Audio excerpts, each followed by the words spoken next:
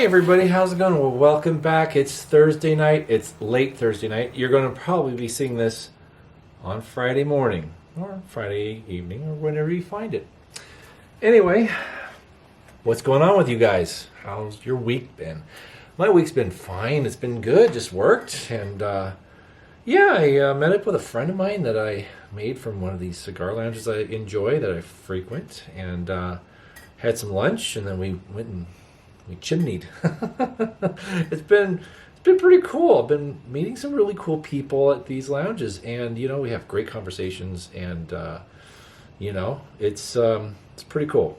It's a neat experience, and talk about a lot of things, and some things that we talk about here, and some of them have watched my channel, and they're kind of like, oh, well, that's really neat, Not really something a lot of people are aware of antique lanterns, but we talk about other things here. But it's been a good week so far, and got to spend some time with the lady, and that was lovely. And ran some errands and did some fun things. She's trying to fix her office, and getting to exercise some creative type of juices with the some of the ideas she has about her office, and that's pretty cool. But anyways, not a bad week so far. Second week of 2026. Yeah, crazy. It's coming to an end almost. Tomorrow's Friday, and wow, the week's almost over. It's the 15th today. Yeah, crazy. Where is the time going? It's just, I remember New Year's Day like it was yesterday. It's just, wow. It's, oof. Man, this year, they just get faster and faster and faster, right? Well, anyways, enough of that. I have something I didn't share last year because I got it late last year, but it wasn't ready to share yet, And you're probably thinking, like, well, why didn't you share it? Why did you not do the thing, Why did you not light it up for the New Year's Eve light up thing, Why did you not involve that, since you did get it technically in 25? Well, I'll tell you, because, well, it wasn't ready to be shared yet. I got it from one of the members, Sorry, I'm just getting something ready here for a second here. But yeah, I got it at a very good price. And it's just a common lantern that we all know and love. But it's just the Dietz, nothing crazy or special, but well, they can be special depending. And I'm just taking things apart here and making a mess, and it's okay. But I'm making things ready for what I want to share ultimately today. So chillax, all right? I'm going to share something, and I'm going to show you differences, all right? I'm going to show you small, subtle differences. And I think that's going to be something I'm going to try and do this year. At least start off the year with subtle differences in designs and patent runs and stuff like that. And, it's interesting because, well, sorry, I'm making a lot of noise here. But anyways, rusty lanterns, they make noise. But that's a good idea. What do you guys think of that? Maybe showing variations of one particular model. I know I've done that before with certain lanterns, but it's always good to revisit some, progression of design features and elements through a certain amount of time, decades or whatever. And so that way you know how to date your own lanterns. Novel idea, right? I think so. It's interesting because I've always been a detailed-oriented person since very young. You could ask my dad or my brother, and they'll say, oh yeah, Rob could totally tell you the differences about anything. The differences between that locomotive and another locomotive, or that airplane and that airplane, and what design features were existing in like the early to late models or whatever. And I always had an eye for detail. I always have. And that could be a good thing or a bad thing. Because, yes, I am that person if you watch a period movie with, and I'm going to pick out the inaccurate clock on the wall, or the inaccurate car, or the inaccurate item of clothing, especially if it's 20th century, I'm just like, that's wrong. That's not right. And a lot of people just don't like watching period movies with me because I'm going to just like shrug and be like, that's wrong. I'm not interested in this. Okay, prime example. I'll only share this one. Public Enemy, Johnny Depp, right? Fun, Depression era movie about John Dillinger, right? Okay. Had high hopes. I had high hopes for that film, but I already knew what was coming because I saw the movie poster, the advertisement, the poster, right? And you got Depp in his overcoat and his bulletproof vest, and he's holding his Thompson, right? And he's looking just awesome. I like Depp. I'm a big fan of Depp, but in the background, parked on the streets, and he's like walking up this street, right? And it's like a total mob city looking vibe, right? All the cars on either side of the street are Chrysler Airflows. Chrysler Airflows. Every single car. It's like they just took 130's car and duplicated and just, created the background in CGI. That I understand because it's hard to recreate a street scene from 1933, 34 legitimately, There's a casting call for all the cars and all this stuff to take a photo, so it's just CGI. Well, in my world, I am a graphic designer, and I can make a street scene look legitimate without just duplicating one style of car, especially a car that was not very popular in its day. The Chrysler Airflow, that was kind of a very bold move for Chrysler Corp, and they didn't sell a lot of them, and they made them for from 34 to 37, and they had their sales suffered. They weren't nearly as popular as they had hoped because it was a very modern design. However, people were not really wanting a modern design to that extent. But anyhow, I watched the film. This is 2009, I want to say. Yeah, 2009. Went to go see the film in the theater with a bunch of friends. First car that we saw was a 35 Plymouth. And then the other out-of-period cars that I saw in the film were 36 Chevrolets. And this is supposed to be 1933, 34. Yeah. Want my money back. Anyways, I know it's hard to get pre-war cars that are not hot-rodded or customized. And it's getting harder every single day. Every time a car is sold and some person buys it and then they do a job on it to make it their own. Well, guess what? I like cars that they were designed. It's important to keep history the way it was designed if it's going to continue to be an antique, in my opinion. There's a lot who would disagree with me. But we're looking at cars that are 80 to 100 years old now. They're not that easy to find anymore. So if you want to, okay, we'll just say, if you want to hot rod something, buy a kit. Buy a prefab body. There's bodies out there that you can buy and then assemble your own hot rod car and have at it. Leave the old original survivors alone to those who actually care. Okay? That's all I'm going to say about that. I probably will get comments from those who disagree, but that's fine because I disagree equally so. Anyway, we're going to do a comparison. We're going to be doing a comparison with some parts first. Now, the lantern that I acquired late last year that I haven't shared yet is a high-low. Now, there was a design feature that I didn't really pay attention to on most high-lows. That I've had many high-lows. I've had some early ones. I had the square tube one at one time, and I got a bunch of 30s, 40s ones with utility markings. Those are the ones that I kept, the majority, the utility marked ones. But anyways, so I have this 20s high-low. It's early 20s, I'm guessing. The manufacturer date's worn off, and there's a few patent dates on the draft tube that are kind of really hard to read. But anyways, this is the glow plate. Pretty standard Dietz high-low glow plate, right? Nothing crazy, just the typical Y.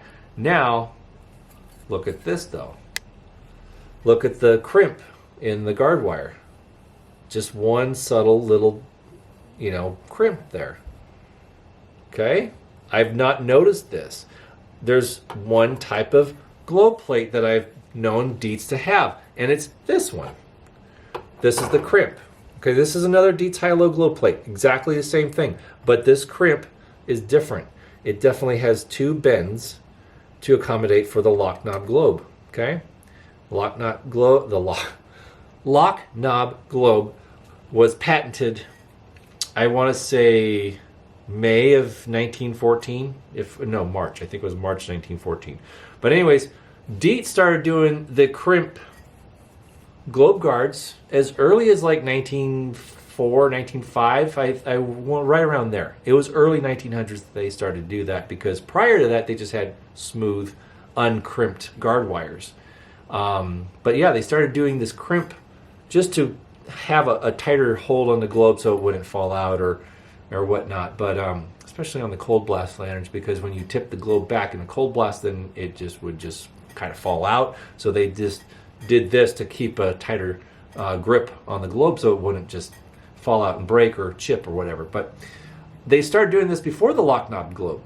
Fascinating, right? Yeah, but it was just to retain the globe and keep it in without slipping around and stuff, because, well, I got lanterns that are pre-crimped globe wires or guard wires, and they just, you have to carefully remove them, because if you lift the retaining ring on like a hot blast, it'll just kind of want to fall out, or if on a cold blast, it'll just, you have to be careful and mindful of this. But anyways, this one is 1926 high-low. It came out of this one here, that's dated 1926, that I use. It's got the LA Waterworks globe in it.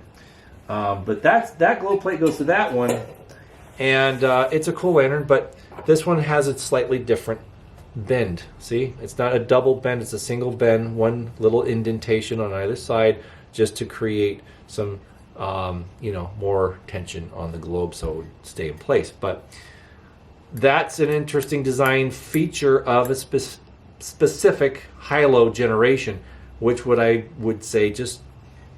Okay, here's the lantern. Here's the lantern. That's it.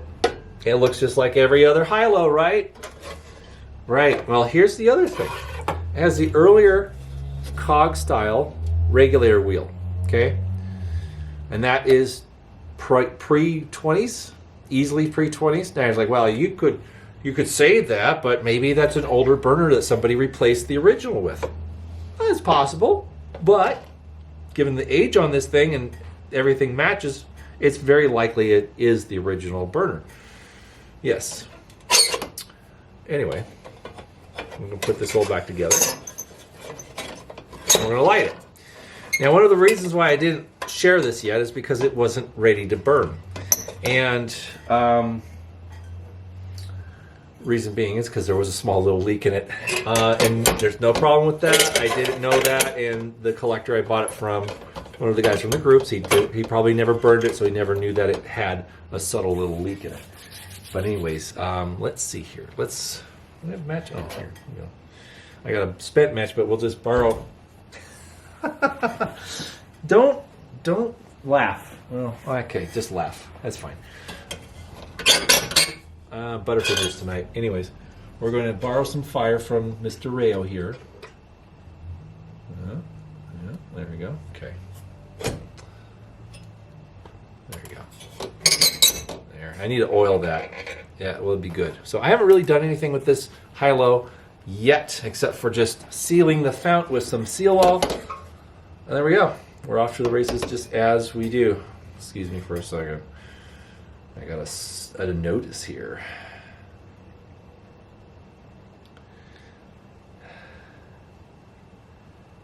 There you go. Sorry, just have to do this really quick.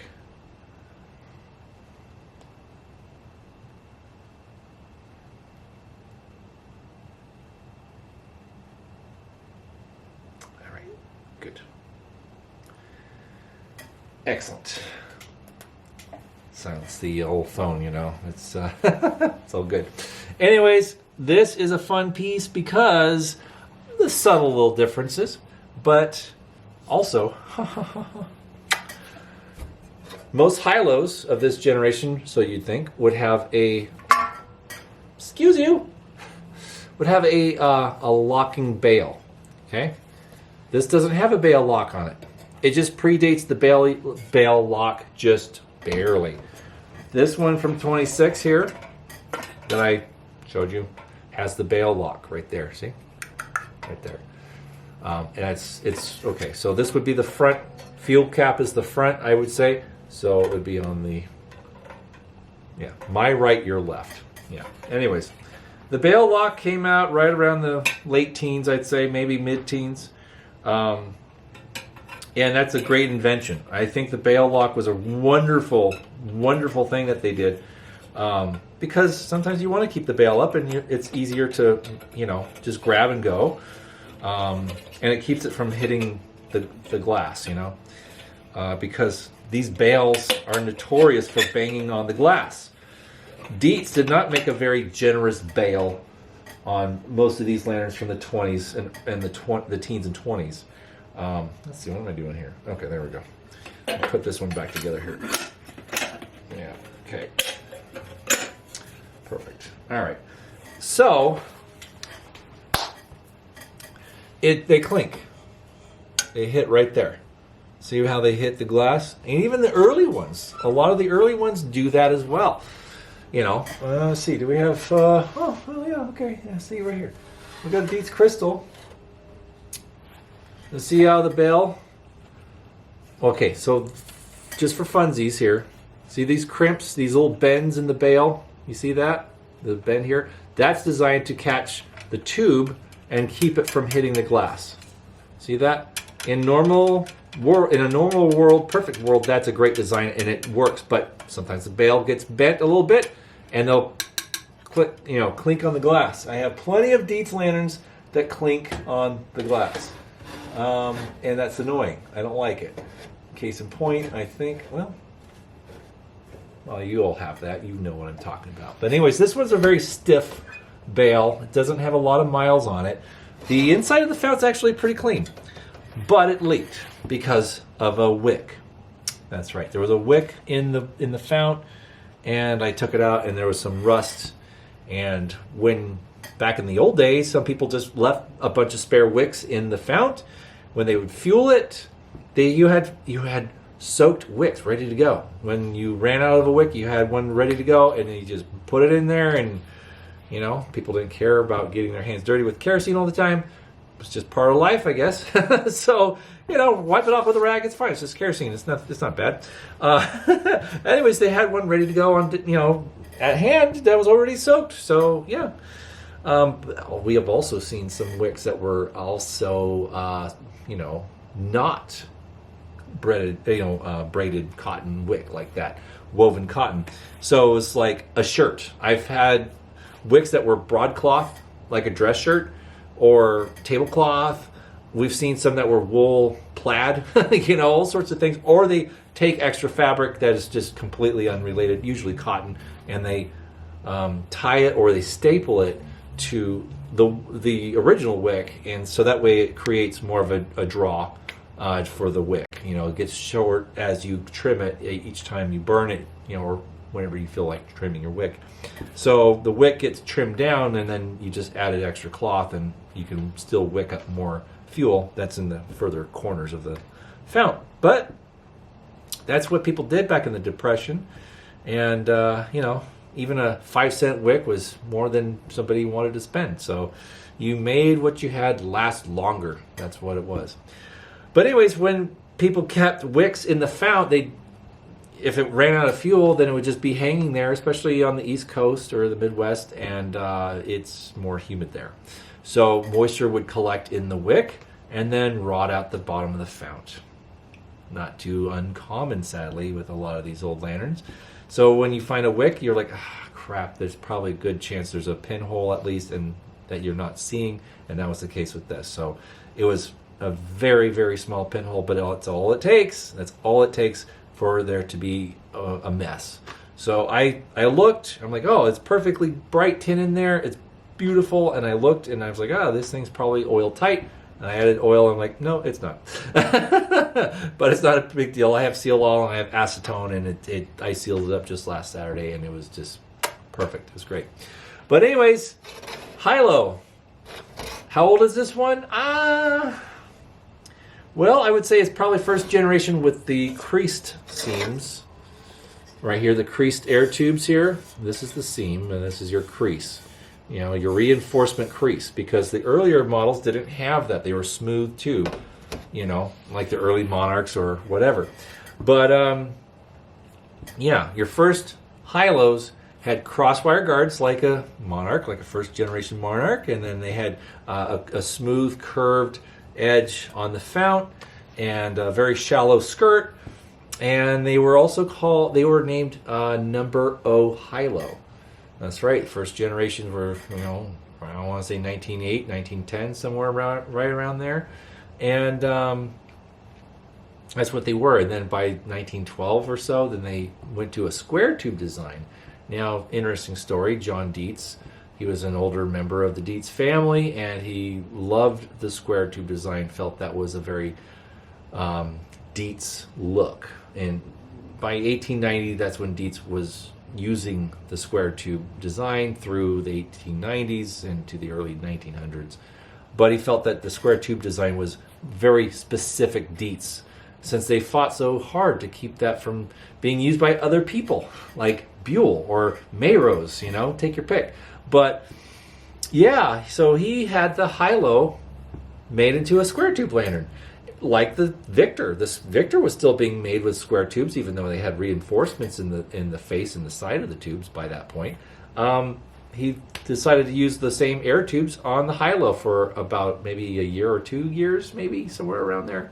And then when he passed away, then the company's like, well, this is an extra cost to put square tubes on this economy lantern, so let's just go back to the round tube design. Okay, done, make it so. So they did it, and went back to a round tube design. And then by 1919, 1920, then they incorporated the reinforcement crease on the face of the tubes. I would say maybe 1918. Maybe 1918, 1919, right around that. That's probably where this falls, because there is no manufacturing date. There's just some subtly stamped patents at the top of the draft tube. So I don't know exactly when this was made, because it predates the manufacturing date codes of Syracuse, month, and year. So yeah. But my guess would be right around tail end of World War I, 1918, 1919, give or take. But anyways, it's a cool piece. But it's interesting because the high-low eventually got this really handsome, grooved edge, leading edge of the fount. And they kept that all the way to the very end. So in all intents and purposes, this is what the high-low became and stayed until 1947. Only minor differences. They went to the wire loop regulator stem, and also the wire guards crossed and made that, it was the same, but they crossed, so they crossed and dropped straight down. I like that style. I think that's one of my favorite globe guard designs for Dietz. Don't know why. It just always appealed to me. I think it's actually very, very clever. But before that, that was 1930, 31 that they did that. So prior to that, it was a wide globe guard. But then before the square tube version, crosswire guards. That's right. So yeah, there you go, guys. Another high-low video. So aren't you happy? Aren't you glad? But yeah, it's interesting because, yeah, it's just a high-low, but there's little differences. And it's the differences that kind of make the hobby fun. You look at it like, oh, it's just another high-low, but then you look closely, like, oh, that's a little different than the other one I have. Oh, fascinating that. Okay, cool. So it's just those little details. But, that's part of the hobby. And as some of the new collectors get a little more familiar with these things, they start noticing that too. And then that's part of the fun. That's the things you look at, But it's interesting because not everybody's very detail-oriented, I find. And that's not a bad thing, but it definitely is important when you're dating a lantern, or you're looking at maybe when it was made or whatever, or kind of gauging it. But it's all about the details. They made the high-low from 1911, 1910, right around there to 1947. So the formative years were up to 1920. From the first to about 1910, 1919, 1920 is pretty much where they finally got their design down to where they wanted to leave it, and they didn't go through any other changes from then all the way to 1947, more or less, except for the Globe Guard crossover. But the high-low never received any streamlining design like the Monarch or the other Dietz premium lanterns. The high-low was the contractor's lantern. It was used by so many utilities and contractors, and it was discontinued in 1947, and that was it. But that's a long run, pre-war to post-war. That's actually pretty good. And some of the premium lanterns they still were making after World War II. Now I know there's been some Victors that were found that were made as late as 1942. That's a square tube. People are like, well, how many lanterns did Dietz continue to make with square tubes? Well, the Dietz mill lantern, the hot blast mill lantern, was a square tube. Also, the Acme Inspector. I know they made the Dietz OK into the 1930s. I don't know much later than that. But yeah, there's still a few survivor square tube designs that made it into the 1940s, just up to World War II. And then the Acme Inspector was made clear into the 1950s, and I think they stopped making it just before 1960. But, railroads just were going to keep buying oil-burning lamps until they couldn't anymore. So even though the battery signal lantern and inspector lamps were electrified, there were electric options prior to World War II, but, they just... You fill this up, maybe a fount of oil it lasted longer than most batteries, I guess, and that was the practicality of it. And they had plenty of signal oil or kerosene available in most rail yards, so that was easier to deal with than buying expensive batteries at the time. So, yeah, if it ain't broke, don't fix it, and that's the railroad's motto. If it's still working, we're just going to use it until it doesn't anymore, until we're forced to buy something new and modern. But that's railroads, right? So, yeah. Dietz high-low. Once again, second video of the new year, and it's a high-low. Yeah, it's cool. Anyways, fun stuff. I don't think I'm going to touch it. It's pretty, kind of crusty, and I like that. But I will, lubricate the draft tube just a little bit so it will slide up and down a little easier and be a lot less noisy. But can't go wrong with that. Classic. That's right. So I'm probably going to throw this in the trunk of the car and have it as an emergency type of lamp for the antique car there, the Dodge. But yeah, fun stuff. Well, guys, I hope you're having a great week, and I hope you have a great weekend coming up here. My comments I've been receiving, still are just wonderful. I'm really touched by a lot of your comments and the things you guys share. And my last video, I was just, commenting on a lot of things and sharing a lot of things with you guys. And you guys a lot of you have just said some wonderful things. And I'm very glad to be here.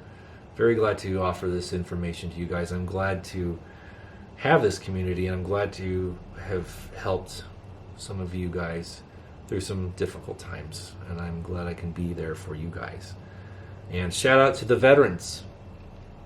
I admire you guys greatly, and you've done the things that a lot of people can't imagine. So thank you from me to you guys. Thanks again for your service in protecting our country and the service that you've rendered. The veterans just don't get enough. They really don't. There's a lot of services that they do have access to, but there's just still there's a lack that the veterans can have access to. So I salute you guys. Thank you so much for everything. So hang in there. All right, I'll keep these videos up for you guys. Okay, good stuff. All right, thanks again, and we'll see you guys next week with hopefully some more conversations and maybe something a little different. All right, take care now. Bye-bye.